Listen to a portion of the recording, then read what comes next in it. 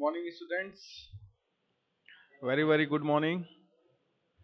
Last classes में हमने fluid properties पढ़ा था, जिसमें हमने डेंसिटी पढ़ा था, स्पेसिफिक वेट को भी लर्न किया था, स्पेसिफिक ग्रेविटी के बारे में पढ़ा था हमने, विस्कोसिटी भी पढ़ी थी हमने और काइनेमेटिक विस्कोसिटी पढ़ी थी। ये सारे प्रॉपर्टीज बहुत इंपॉर्टेंट है। आपको इन सारे प्रॉपर्टीज को अच्छे से पढ़ना है, इनके फार्मूलाज को याद रखना है, यूनिट्स को याद रखना है, ये बहुत काम आएंगे। ठीक, अब हम आगे मूव करते हैं हमारे सिलेबस में। The next topic is types of flow. Types of flow का मतलब है प्रवाह के प्रकार। कितने तरह के प्रवाह के प्रकार होते हैं। देखिए, fluid flow is analysed by Lagrangian approach और यूलेरियन अप्रोच। तो फ्लूइड फ्लो को जो एनालाइज किया जाता है वो लैंग्रेजियन या फिर यूलेरियन के अप्रोच से किया जाता है। नंबर 1 है स्टेडी एंड अनस्टेडी फ्लो, परिवर्ती एवं अपरिवर्ती प्रवाह। देखिए, परिवर्ती मतलब जो परिवर्तित हो जाए, अपरिवर्ती मतलब जो परिवर्तित ना हो। मीन्स स्टडी का मतलब होता है जो परिवर्तित ना हो टाइम के साथ, ऐसे प्रवाह को स्टडी फ्लो कहा जाता है। और ऐसे प्रवाह जो टाइम के साथ परिवर्तित हो जाते हैं उन्हें अनस्टडी फ्लो कहते हैं। देखिए वर्डिंग्स में क्या लिखा है। A flow is said to be steady flow if fluid properties do not vary with respect to time at any given section. Means किसी गिवन सेक्शन में, किसी बताए हुए जगह में, किसी दिए हुए जगह में अगर फ्लूइड के प्रॉपर्टीज टाइम के साथ नहीं बदल रहे हैं तो उसे ही हम कहते हैं स्टेडी फ्लो। और अगर बदल जा रहे हैं then otherwise the flow is unsteady flow. ठीक है, तो स्टेडी फ्लो के लिए अगर हम कोई थीम देना चाहें, मैथमेटिकल अप्रोच देना चाहें, तो dv by dt is equal to zero. Zero का मतलब यहाँ पर शून्य नहीं है, जीरो का मतलब यहाँ पर कांस्टेंट है। और इसको D rho by D T equal to zero भी लिख के शो किया जाता है। अनस्टेडी फ्लो में dv by dt is not equal to zero होगा। इट मीन्स कांस्टेंट नहीं होता है, टाइम के साथ प्रॉपर्टीज बदलती है। जैसे v वेलोसिटी है और t टाइम है, टाइम के साथ वेलोसिटी कांस्टेंट नहीं है। कांस्टेंट मतलब नियत नहीं है, बदल रही है, इसीलिए इसको अनस्टेडी फ्लो कह रहे हैं। ओके, तो आप समझ चुके हैं स्टेडी फ्लो का मतलब होता है अगर फ्लूइड प्रॉपर्टीज टाइम के साथ नहीं बदलती है तो वह स्टेडी फ्लो है, अपरिवर्ती प्रवाह है। और अगर टाइम के साथ बदल जाती है तो उसे हम परिवर्ती प्रवाह या फिर अनस्टेडी फ्लो कहते हैं। Next, uniform and non uniform flow. देखिए ये शब्द तो आप लोगों ने सुना है, यूनिफॉर्म। ठीक है, देखिए आपके क्लास में हमारे कॉलेज के लिए एक ड्रेस कोड हमने बनाया है, जिसमें आप लोग जानते हैं पर्पल कलर की शर्ट है और ब्लैक कलर का पैंट है। अगर किसी दिन क्लास में कोई स्टूडेंट सिविल ड्रेस में आ जाता है तो उस केस में देखिए सिनेरियो कैसे बदलेगा। अगर सारे के सारे बच्चे सेम ड्रेस कोड में आए हैं तो यूनिफॉर्मिटी मेंटेन होती है, एक जैसापन मेंटेन होता है। और अगर उसमें से कुछ लोग सिविल ड्रेस पहन के आए हैं तो नॉन यूनिफॉर्मिटी शो होती है। ठीक है, तो अब देखते हैं इसका डेफिनेशन क्या यहाँ पे शो हो रहा है। A flow is said to be uniform flow if the velocity remains constant. Uniform flow उसे कहते हैं जब वेलोसिटी क्या हो, कांस्टेंट हो डिफरेंट सेक्शंस में at given instant of time. मतलब कोई एक पर्टिकुलर टाइम हो, जैसे 12 बजे आपको देखना है और 5 सेक्शन हो अलग अलग, यहाँ पे कुछ दूरी पे और फिर थोड़ी दूरी पे, ऐसे जगहों पे आपने 5 सेक्शन अलग अलग डिसाइड किया। 5 जगहों पे आपने चेक किया, सारे जगहों पे वेलोसिटी जो पहले चल रही थी वो उसी टाइम भी चल रही है, तो उसको कहेंगे यूनिफॉर्म फ्लो। और अगर वेलोसिटी चेंज हो जा रही है तो उसको कहते हैं नॉन यूनिफॉर्म फ्लो। इसके लिए देखिए नोटेशन क्या है, dv by d s is equal to constant, तो uniform flow, and not equal to zero तो उसके कहेंगे हम नॉन यूनिफॉर्म फ्लो। नेक्स्ट है laminar and turbulent flow. Hindi में कहते हैं लेमिनार को स्तरीय फ्लो, स्तरीय प्रवाह, और टर्बुलेंट को कहते हैं विक्षुब्ध प्रवाह। ठीक है, विक्षुब्ध। तो समझते हैं लेमिनार और टर्बुलेंट फ्लो क्या होता है।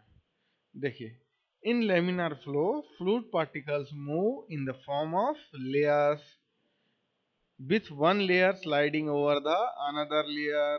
इसका मतलब है कि लेमिनार फ्लो में जो फ्लूइड्स बहते हैं, लिक्विड जो बहती है, वो लेयर बाय लेयर बहती है। मतलब एक लेयर के ऊपर दूसरा लेयर, उसके ऊपर तीसरा लेयर, इस तरह से लेयर बाय लेयर बहते हैं।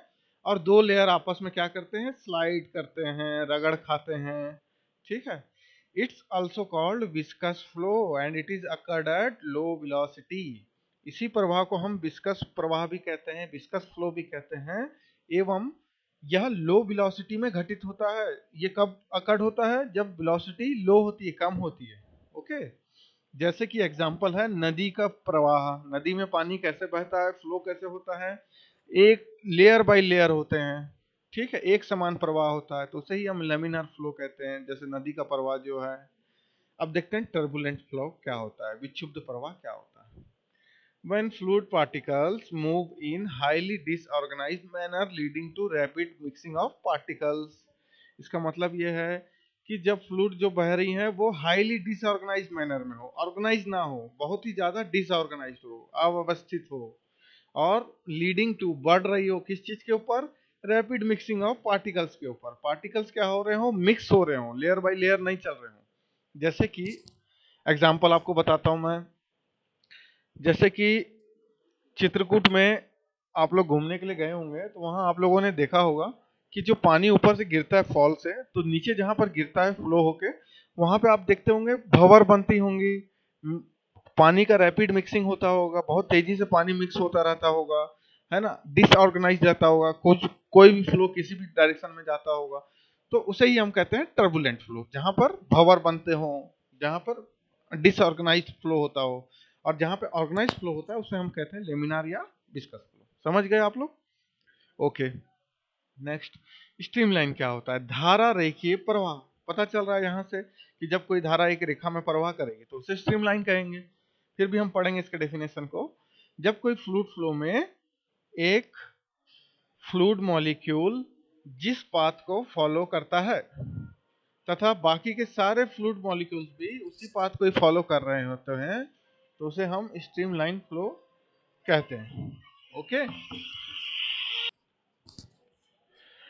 फिर से मैं बता रहा हूं कि जब क्या होता है, कोई फ्लूइड फ्लो करता रहता है, उसमें एक फ्लूइड मॉलिक्यूल जो है, पहला जो पार्टिकल है, वो जिस डायरेक्शन में फ्लो होता है, सारे के सारे उसी डायरेक्शन में बहने लगते हैं, तो उसे हम स्ट्रीमलाइन फ्लो कहते हैं। मतलब जब एक रेखा में प्रवाह होती है तो उसे धारा रेखीय प्रवाह या स्ट्रीमलाइन फ्लो कहते हैं। ओके, तो ये आप लोगों ने समझ गया। अब हम देखते हैं कंटिन्यूटी इक्वेशन क्या होता है, जिसे हिंदी में कहते हैं हम लोग सांतत्य समीकरण। देखिए, the equation based on the principle of conservation of mass is called continuity equation। ऐसा इक्वेशन जो कि बेस्ड हो प्रिंसिपल ऑफ कंजर्वेशन ऑफ मास के ऊपर, मतलब ये भार के संरक्षण के नियम को के ऊपर बेस हो, तो उसे हम कहते हैं continuity equation. By this principle the quantity of fluid flowing per second at any section is constant. इस प्रिंसिपल में जो total quantity per second flow हो रही है किसी भी सेक्शन में, वो उसको क्या माना जाता है, कांस्टेंट माना जाता है। देखते हैं एग्जांपल। ये देखिए, इस डायग्राम के ऊपर नजर दीजिए। यहाँ फ्लो हो रहा है पानी का, डायरेक्शन देखिए एरो का इस डायरेक्शन में हो रहा है। ठीक है, यहाँ पे दो सेक्शन हमने ले लिया है। यहाँ पे लिया है सेक्शन 1 और फिर हमने लिया है सेक्शन 2। दो जगहों पे दो सेक्शन लिया हुआ है। ठीक है, अब समझते हैं। देखते हैं, सपोज सेक्शन नंबर 1 में जो वेलोसिटी है या एवरेज वेलोसिटी जो है वो है v1, और सेक्शन नंबर 1 में जो डेंसिटी है वो है ρ1, और जो एरिया है सेक्शन नंबर 1 का पाइप का वो है a1। इसी तरीके से सेम वैल्यूज सेक्शन 2 के लिए v2, ρ2 और a2 है। ठीक है, velocity at section 2 v2, density at section 2 ρ2, area at section 2 a2 है। ओके, अब समझते हैं rate of flow at section 1। Section 1 में रेट ऑफ फ्लो क्या है? रेट ऑफ फ्लो का जो फॉर्मूला होता है वो होता है density into area into velocity. Okay, तो सेक्शन 1 का बात चल रहा है, तो ρ1 इंटू a1 इंटू v1, ये हो गया आपका रेट ऑफ फ्लो, जिसे सामान्य भाषा में डिस्चार्ज भी कहते हैं। ठीक है, डिस्चार्ज कहते हैं। अब देखते हैं रेट ऑफ फ्लो एट 2 पे के ऊपर क्या है। रेट ऑफ फ्लो एट 2 पे क्या है? ρ2 density into a2 area 2 into velocity two, velocity at section two, इन तीनों का इनटू है, ठीक है। तो according to law of conservation of mass, mass के संरक्षण के नियम के हिसाब से, भार के संरक्षण के नियम के हिसाब से, rate of fluid at section 1 is equal to rate of flow at section 2 ये दोनों क्या होंगे, इक्वल होंगे। तो वैल्यूज क्या है वो हम रख देते हैं, rho 1 A1 V1 is equal to rho 2 A2 V2। Okay, तो ये है आपका continuity equation, rho 1 A1 V1 is equal to rho 2 A2 V2। अगर इसमें 3 सेक्शन हो जाते तो ये हो जाता, आगे में इक्वल टू करके फिर तीसरा सेक्शन का भी हम लिख सकते थे, रो 3 A3 B3। अगर 4 सेक्शन होते तो चौथे का भी लिख लेते, रो 4 A4 B4 करके। तो इस तरह से हम लोग कंटिन्यूटी इक्वेशन को लिखते हैं, ठीक है। Continuity equation for compressible and incompressible fluids, ये जो इक्वेशन है वह दोनों ही चीजों के लिए पॉसिबल है।